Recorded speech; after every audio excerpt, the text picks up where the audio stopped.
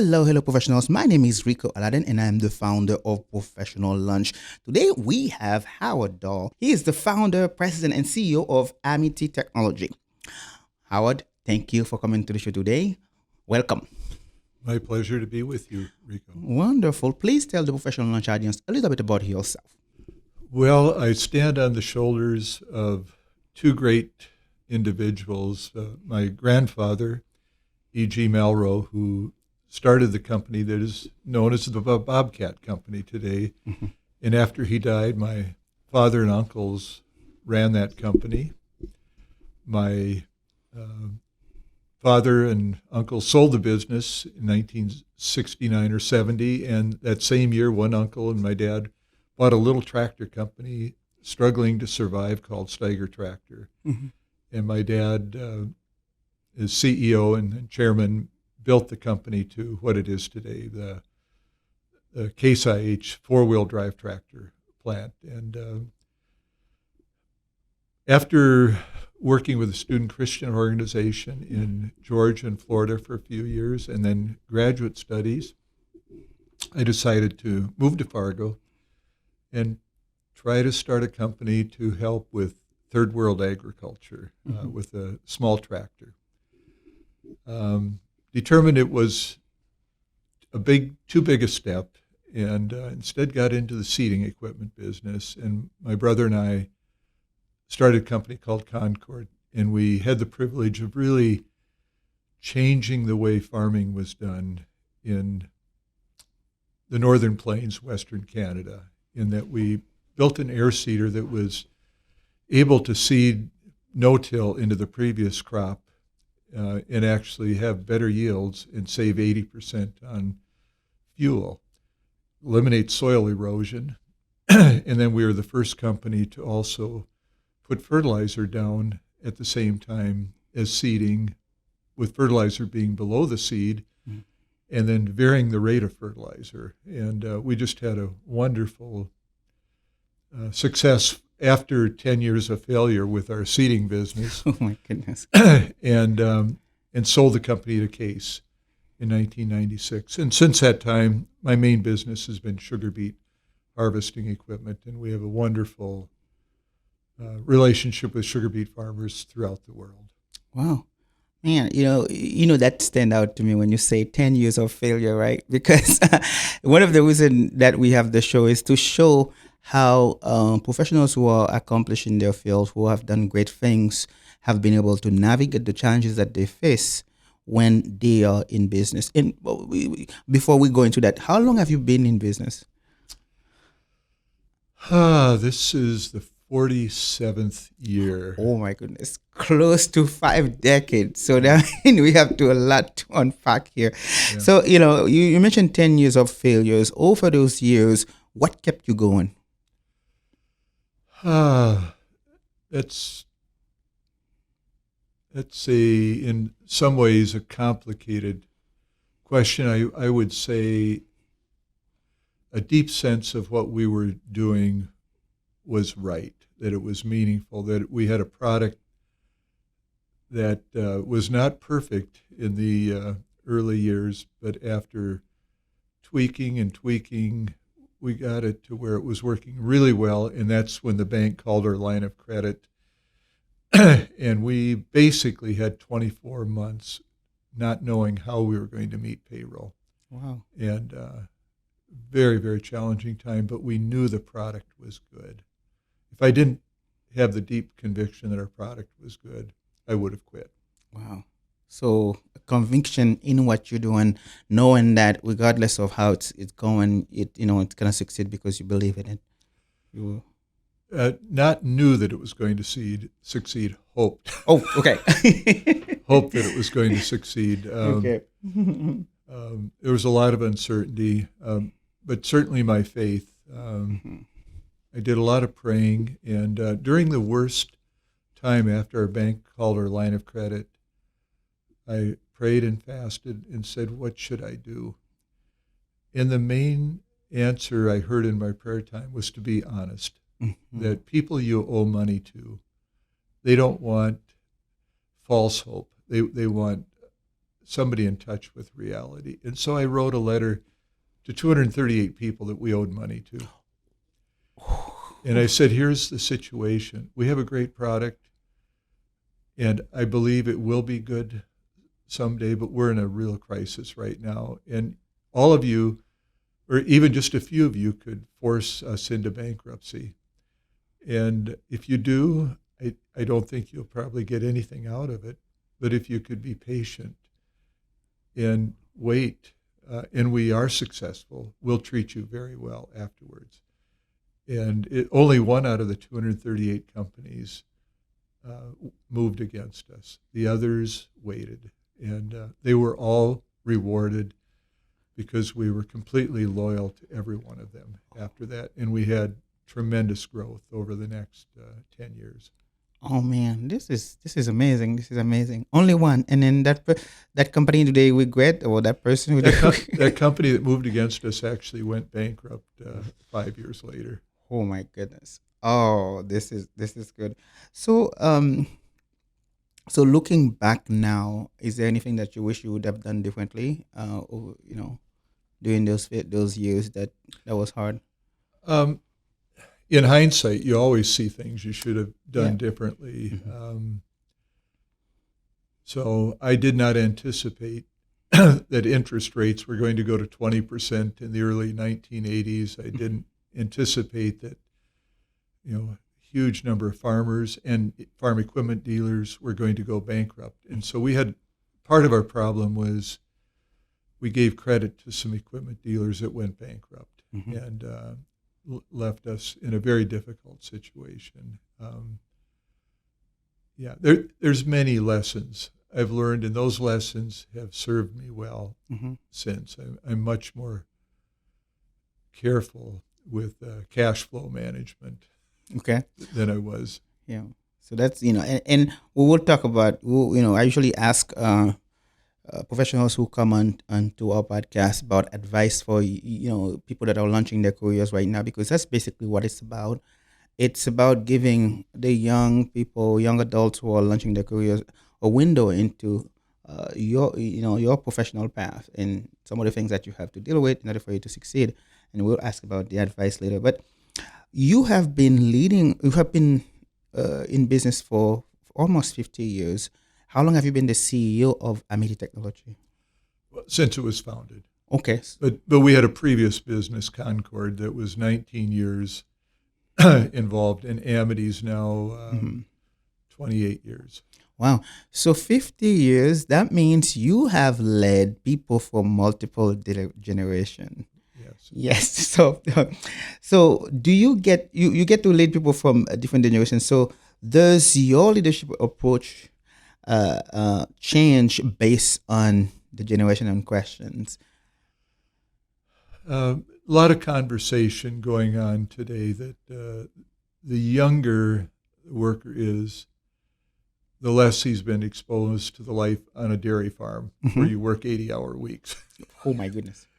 and or whatever it is. I mean, really, really hard work. And so the younger employee is, the more he's interested in life outside of work. Mhm. We don't have as many employees as we certainly had in the 80s and 90s who work was so important that working 50 hours to 60 hours in an engineering role or sales role was more routine than it is today. So I'd say the actual involvement of time at work has changed a Mhm. lot over the generations. Now, there's a lot of younger people that are very, very smart and probably able to do more in 40 hours than we were able to do in Yeah. 60 hours years ago. I don't know. Yeah. Yeah. So, and later I'm going to ask you about this because, over 50 years, technology has changed a lot. So, how do you manage change in technology over the last 4 years?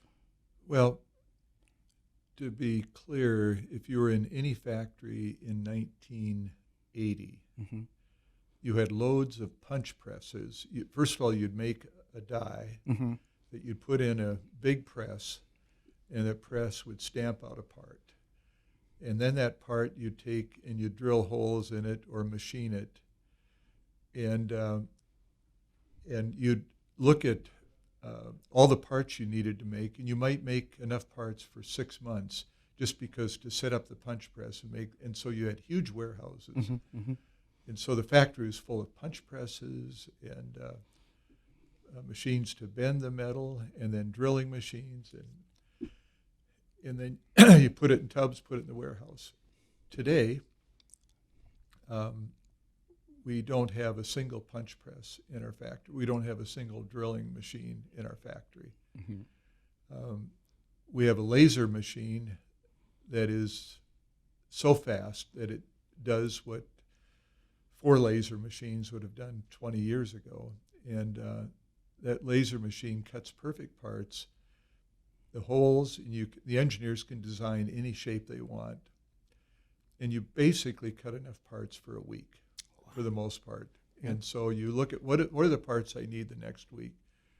And then after the laser parts are cut, there may be some machining on some of them. They go to a weld station as far as what the welder's going to need for the next couple days. And then the paint quality today versus 40 years ago is just unbelievable change. So you have powder coating paint, you cure it in an oven, and you assemble it, and it's hard to compare a 1980 factory with today. Yeah. And lots of robotics for welding and other functions. We don't have a lot of robots. We really only have one robot, but a lot of efficiency that you just wouldn't have had years ago. Yeah, that makes a lot of sense.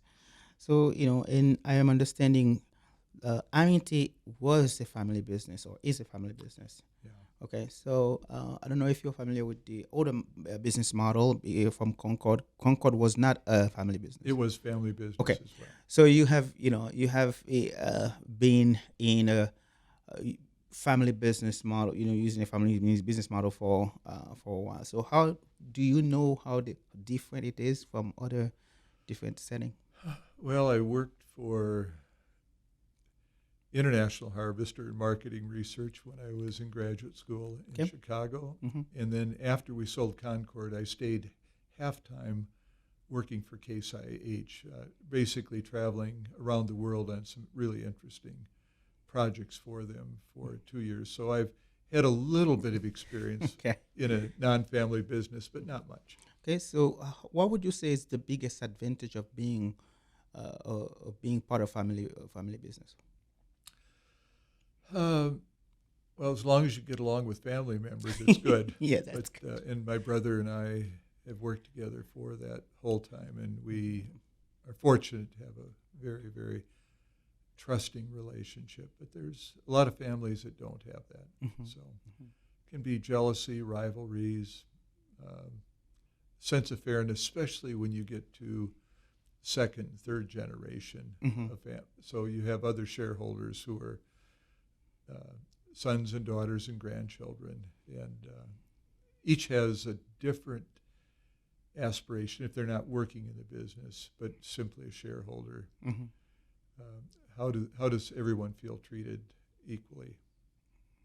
So what has been your secret? Relationship with my brother has been good, and our father was involved as a funder and chairman of our Concord business, and then so as a mentor, and he was just a very good person. Okay, that's good. When you mentioned mentor, your dad was your mentor, but did you have other mentors? That's a good question. I learned a lot from a lot of different people, but as far as having, a lot of people have a mentor that they just go to, and I never really did have that. Okay. Yeah, that's I have been advised a lot to. I have a few people that are my mentors. I call them my mentors because they have been quite they have been a solid force behind my professional journey, and so they have been mentors. And people always tell me to really, uh, get mentors, because that's how you can help. They can help you develop yourself. Um, so looking back now, you mentioned you have a good relationship with your brother, your father. So in order for, what would you tell other people who are in the similar setting like that? How do they build that trust? Um, Trust is simple and complicated. It's simple that people know who to trust, and there's just a sense of character of somebody who's always done the right thing, always been truthful. Mm-hmm. But you can lose trust by one episode, by one thing you do, Mm-hmm. and so breaking trust can be a disaster for relationships. And that goes in a family, marriage, um, certainly in business. And but trust has many dimensions. Mm-hmm. Part of trust is certainly being truthful. Mm-hmm. That you always say that which is true. Uh, Part of trust is level of commitment. Somebody says, "I'm going to do this," and you see the commitment level at what they do. It. Part of trust is competency. I hire this person to be my chief engineer or my chief financial officer. Are they competent? Mm-hmm. Mm-hmm. If they're not fully competent, there's a lack of trust. So there's a lot of dimensions that go into trust. Wonderful. And so, now, what advantage do you think you had, um, that when you were in the business, that young entrepreneurs now do not have? That I'm not sure I can answer that question. There's it's maybe a strange thing to say, but a lot of people who are very successful just don't know that what they're trying to do is so impossible that they shouldn't try to do it, and they do it anyway. Mm-hmm. And so I think for me, what I tried to do, I was a little bit naive, trying to build a farm machinery company in the 1980s, doing something that eventually we actually sold more of our air seeding machines than John Deere and Case combined. And so to build something special, it helped not to know what I was doing was really impossible. Uh, but having said that, when young entrepreneurs come to me for advice, I say you need to have something special that's worthwhile. And it should be different from what others are doing. And either a product or service that when you think about its promise, that it's worth doing. For instance, my entrepreneurial idea is to set up a kiosk at West Acres to sell cell phones. That's a bad idea. um, and so when somebody comes to me with an idea, I want to say, is there something unique? Is there something special about this idea? Is it worthwhile? Can it be done? First of all, is it worth doing? And can it be done? Can I get the team and money to do it? And if the idea is exceptional, there will almost always be money available for an exceptional idea. And so I usually try to clarify, is your idea worthwhile? Your entrepreneurial idea. What is, even generally, what would you base your decision on? Well, locally, Mm-hmm. we've got Bushel, started by Jake Jornsted and Ryan Mm-hmm. Ragoose. Mm-hmm. They looked at all the grain elevators with all the paper tickets, and they said, we can digitize that. We can change the way grain is bought and sold and all, and it was a worthwhile idea. So it was an idea that has taken a lot of work, and they've got a big team. They're making a lot of progress, but it's still not where they want to be. But the idea was very, very worthwhile. Yes, I have had Jake on Professional Lunch last year. It was a very good interview. I'm glad you mentioned Boschel. Has been good to Professional Lunch. It's really a great company. So then we already talked about change in technology. And so I always ask the people who come onto the show, to our podcast, what do they love about their work? And there is a reason for that. The only reason is because if you do something for, I don't know, 30, 40, 50 years, almost 50 years, there has to be some of the, core accomplishments that, even something that you truly love about what you do. Um, yeah, in my business, you have to really love farmers. You Mm-hmm. have to love agriculture. You have to believe in the importance of agriculture.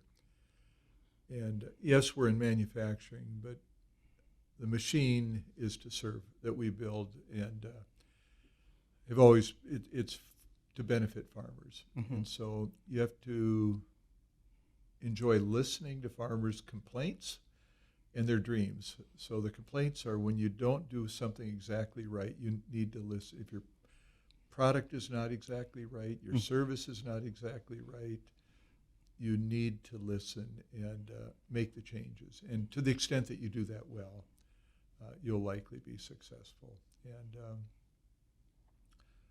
so, that's a big part of it. But I enjoy working with a team of people and watching team of people develop and grow in their skills. And in my case, I've had the privilege of traveling a lot. Mm-hmm. I've been to Eastern Europe, well, Russia, Ukraine, in particular, 93 times, and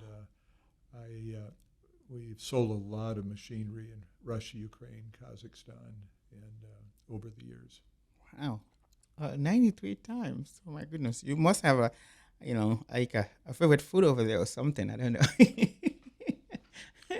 Well, big farms and the Yeah. type of equipment, and now the large sugar beet acreage, and it just what we build, it matches up well with the way they farm there. Okay.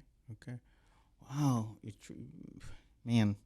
So, traveling and what you do. So that was one of the things that you like the most. Yes. Um, well, traveling, especially my late wife, made a lot of trips with me, and we often, if not every trip, would combine some cultural uh, events, uh, many indeed, whether it's concerts or museums, and we developed friendships in many different countries and lifelong friendships. And I had the privilege of each of my children taking overseas, and so they have a view of the world differently than a lot of younger people would because of the exposure they've had to other cultures. And then we hosted a lot of international guests Mm-hmm. in our home over the years. And so one of I guess what we loved deeply was hosting people at our lake home Mm-hmm. for leisurely dinners. And so no longer was a customer a transaction, but the customer was a friend. And when you had a friendship with your customers, it changed the nature of doing business.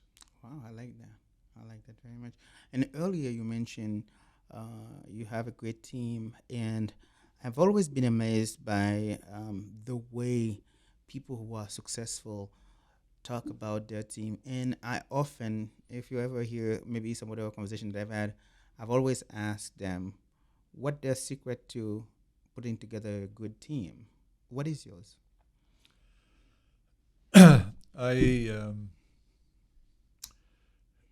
I there's a lot of great books. I Mm-hmm. mean, Good to Great by James Collins, anything by Patrick Lencioni or Henry Cloud. There's lots. Tom Peters, all have written great books Mm-hmm. on being successful in business, and almost all of them talk about the type of leader that you want. Some of them, well, they all come down to integrity. You want so trust is a big factor. Um, I like Aristotle's book Rhetoric when he says rhetoric is the art of persuasion, and Mm-hmm. he says you need there are three dimensions of rhetoric. One is logos, which is basically content or intellectual capacity, ethos, which is trust or ethics, and pathos, which is passion or, if you will, commitment. Mm-hmm. And as I interview somebody, I really run it through those three qualities. If I'm hiring an engineer or an accountant, I want to make sure they're competent. So the logos, the intellectual rigor, the content. So if somebody is an accounting major and they had a grade point of 2.0 when they graduated, just barely made it through, I'm probably not going to hire them as my chief financial officer. I want excellence. And the same with an engineering manager. Now, if I'm looking at somebody creative, working in the shop, thinking about different ways of product, or looking at a salesman, that GPA in certain areas will not be as much. And as a salesman, I want passion, so that if you will, the pathos, the emotional part of it. But in anybody I hire, the ethos or the trust, the ethics is really important. So I generally run through those sorts of thoughts when interviewing somebody. Wonderful. I love that. I really do. I think that's you have given me a quite um, a classic answer about this. I mean, classic by it's really amazing how you put it and what you base it on. And as you know, this the podcast is really designed to serve young professionals who are launching their careers. Now, you mentioned the third part of the Aristotle, the pathos about passion. What would you tell a young adult who is in high school right now about choosing a path that has to do with their passion or different interests, maybe money? Oh, Uh, I've never seen anybody satisfied that was working in a job primarily for money. say it. Oh my goodness, this is good. Could you say that again, please? That's really good. I've never met anybody fully satisfied. They may appear to be satisfied, but solely for money. If you don't love what you're doing, you're probably in the wrong job. Oh man, this is good. And so I think there's levels of compensation. There's intellectual compensation, emotional compensation, spiritual compensation, and somebody who's doing, and that's why somebody working like at the New Life Center, making a difference for people that are in deep need, they can be fully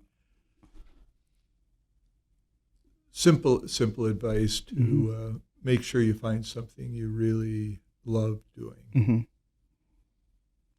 Now, money is important. You Yeah. need to, especially if you have children, you need to provide basic needs. And but I will say the most unhappy people I know Mm-hmm. are those that have had too much money. Oh, well, So I that's don't. There's a level of satisfaction Mhm. that's enough, but most people I know that have had too much money, there's not been same satisfaction. Mm. So why do you think that is, though?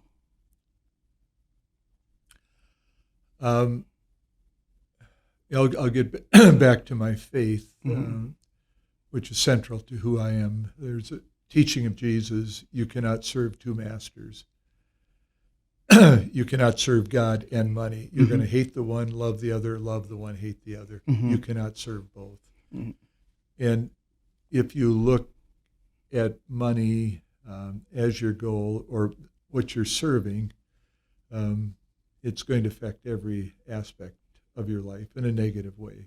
Whereas if Mm-hmm. you simply say, I want to serve God, I want to do that which is right, honorable, and if I do it well, I will usually be rewarded. I mean, Mm-hmm.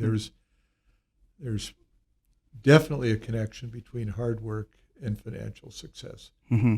There's definitely a connection between financial success and being careful managing money. There's some things are so obvious, and so it's one of the reasons, if you will, the Hutterites, which are uh, live in community in North Dakota, South Dakota, Minnesota, Western Canada, financially very successful. They just work hard and they're very careful at investing what they have. Mm-hmm. And you can look at many, many people that have been very successful, and a combination of hard work and careful management of the money that they have. Mm-hmm. Oh my goodness, this is just wonderful. Because I get asked this question a lot because as we are uh, we are redirecting professional lunch to serve high school students, to provide professional developments for them. Either they choose to go to the workforce or go to the college. So when we go to a high school to speak about a certain topic, usually some of the questions that we get is usually about passion, or should I just because I want to. Somebody say something like that, like the following. I want to make some, and I want to make money. That they might say tell you straight like this. I want to make money. So what do you think that I can go to school for to just make a bunch of money by the time I am 27 or by the time I'm 20 and 25? Sometimes I say, well, there are opportunities out there for you to make a lot of money, right? But in the long haul, um, I don't want to say do not follow what you want to do, but if money is the sole purpose, like you said, sometimes I feel like that I don't know what to tell them. I said, well, there's a certain level of love you have to have for what you're doing in order for you to feel that you can keep going. Yeah, I have not spoken to high school students Mm-hmm. probably since my kids who are in their early 40s. uh, I've spent a lot of time with high school Mm-hmm. kids, so I would not know Yeah. what what advice to give. However, Mm-hmm. there are a lot of high school kids that are understanding. They can take some technical courses in high school, and by the age of 20, be an electrician or a plumber or an HVAC. Uh, a great um, a great career path ahead of them, Mm-hmm. and they can make a lot of money as opposed to going into debt. Going to college, and in many cases, that what they major in, they're not sure what they want to major in. They switch majors two or Mm-hmm. three times, and they finish college, and they're still not sure what they want to do. Um, so, if somebody in high school is not sure what they want to do, and all they want to do is make money, I'd probably, in the short term, look at some of those positions. Yes, that's that makes a lot of sense, and I think that's a good uh, answer to at least some of them. They can do that in order for them to make that happen, to make money, the money that they want. And so, as a CEO, you've been in business for almost 50 years, and I don't like to say what do you hate about being a CEO, but what are some of the most challenging part of being in business as the head of the business? Yeah. Well, anybody who, if there's anybody listening who is a CEO, they'll Mhm. understand my answer. One of the main jobs of the CEO is tackling problems that don't get solved at the appropriate level. Oh, this is good. So if there's a warranty problem that your service manager is not able to take care of, it comes to you. If there happens to be a lawsuit for whatever reason, it comes to you. If there's bad quality in the factory for manufacturing, whatever problems there are that don't get solved at a vice president level, they rise to the top, and you end up having to tackle with the toughest problems. Wow. Okay, so what has been, at least in your journey, can you share with me what has been one of the toughest situation that you have to deal with? Um, well, speak of a warranty issue. We Hmm. had a serious problem with our sugar beet harvesters Hmm. one year because some engineering designs were not tested like they should have been. And I went out and visited 10 different farmers in the field. Just I heard that there was a problem, just rode with them, watched what was happening. And I said, we have a very, very serious problem here. And it was because of both engineering and manufacturing. And I sat face to face with the individual farmers and then had to make a decision at the end of the year. We're going to not just fix the problem, we're going to improve the machine. And and if there's a situations often with warranty or service that you, let's say you have a 1 year warranty Hmm. and somebody calls in and said, this is a problem. Yes, it's past the warranty. You have to make a decision. Do I honor the customer's wishes or do I stick with what our warranty policy is? And those are the sorts of decisions CEO will sometimes override policy, um, just to do what you think is the right thing at the end of the day. Um, every once in a while, uh, in my career, a salesman has made a commitment, Hmm.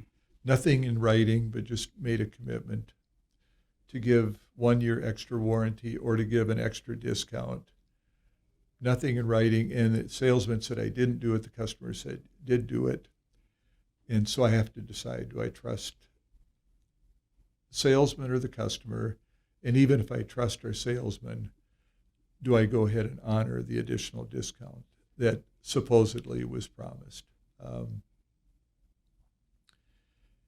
any harassment claims, any legal issues of any sort, are always going to come to the CEO level, Hmm. and so it's just part of the territory. If you don't like big challenges, it's better not to be a CEO. That's true. That's because um, mid management, upper management, it passed them, it goes to you. So I think I get that. I can understand that. So along those years of 50 years dealing with in business again, how do you you know people that who work for you, how do you manage those professional relationship so that to encourage stress and create a good culture? Um, we're a fairly small company. I mean, I've had as many as 400 employees at one time, but we're about 80 employees right now. So it's a nice size.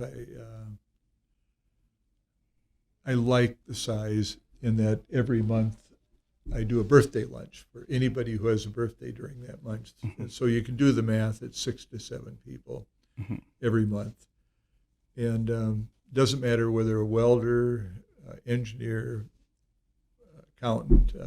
We get together for lunch, Mm-hmm. and I learn about their family, their interests, and it's just a way of creating a culture more like a family. Um, I do a quarterly meeting with all employees, just like we have a quarterly board meeting, Mm-hmm. and I give an update, and I've done it for probably close to 35 years, giving an update to all of the employees quarterly as to the condition of the business, how we're doing, and giving them a sense of what lies ahead. So those are just a few of the things that do. Wonderful. I think that they probably really enjoy that because usually, sometimes the employees that are in lower, um, even lower management or people that are just the worker, they don't expect to see the CEO sitting across the table with them having a Yeah, lunch. So I think that might mean a lot to them to see that. yeah, it does, and it takes time to build trust and have a family atmosphere, and that's been our goal. So we Hmm. That's really good. So as you know, our intent with professional lunch is really to give them a resource to learn from other accomplished uh, professionals who are doing great things in their business, in their professional lives. So we get to the point where we get to ask you for advice you have for young professionals who are launching their careers. What advice do you have for, let's say, college students right now, maybe undecided, maybe doesn't know what they want yet? What advice do you have for them? well, a lot of people don't know what they want, Mhm. and even after they've started a career, I've seen a lot of resumes of people spending 2 years here, 2 years here, 2 years here. So there's obviously a lot of people that just, and that's not unusual. It takes some time to find out what you really want to do. Mhm. Fortunately, uh, today there's so many job openings that if you have almost, if your heart is working and you can walk and you can talk, chance of getting a reasonable job or at a reasonable compensation are pretty real, at least in our area. I was in a conference in Oklahoma last week, and I Mhm. found out our wages versus a peer company in Kansas in the manufacturing of farm machinery, we pay about $7 an hour more uh, than they do, and so it was just a big surprise to me. To What state was that? Kansas, Really? yeah. Wow. So it was a surprise to see that difference. And so we locally we have a very healthy business climate, Mhm. and um, I know there's a lot of great companies that are looking for people, Mhm. and I think a lot of young people want to be very rich after 1 year, and so you have to have a longer term view. If you're a sprinter, you can run 100 meters versus a marathoner who's going to run 26 miles. A young person that says I want everything now in the first year Mhm. versus I know I need to develop my skill set uh, before I can add a lot of value to the company. And so as far as advice, I, same advice I've already given. Find something you really enjoy Mhm. that you believe is worthwhile. That the work has dignity, and then be patient. If you're really good at what you do uh, and work hard, you'll likely get noticed and likely have a high probability of having a successful career. Oh man, Howard, I've had a little over 100 interviews so far doing this podcast, and I really enjoy our conversation because of the wisdom that you get to share with me today.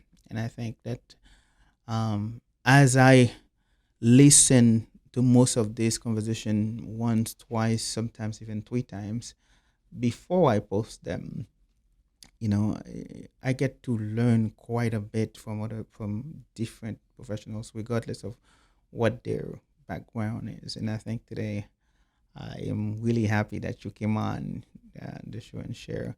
We This is our last few minutes. Any last word that you want to share with the professional lunch audience? Oh, last words, famous last words. Um, well, repetition is an aid to learning. Sometimes you need to hear something over and over.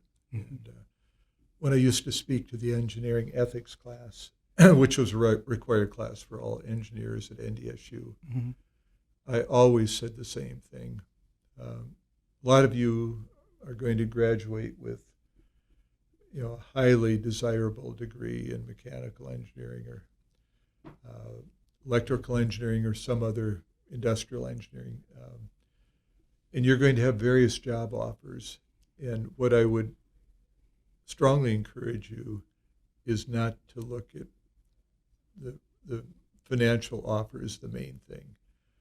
I they'll all be somewhat similar, but if one job offer is at 80,000, one is at 75,000, but the company at 75,000 has a much better reputation, uh, and and I always say the same thing. If you can talk to people that have worked there for 5 years, 10 years before you take the job, find out about the culture, and is this a culture you would enjoy working in? And if you're going to stay with which many people do, you go to work for a Caterpillar or John Deere and stay 40 years and retire. Uh, you want to make sure you totally trust the culture, and it's someplace you'll fit well. Wow.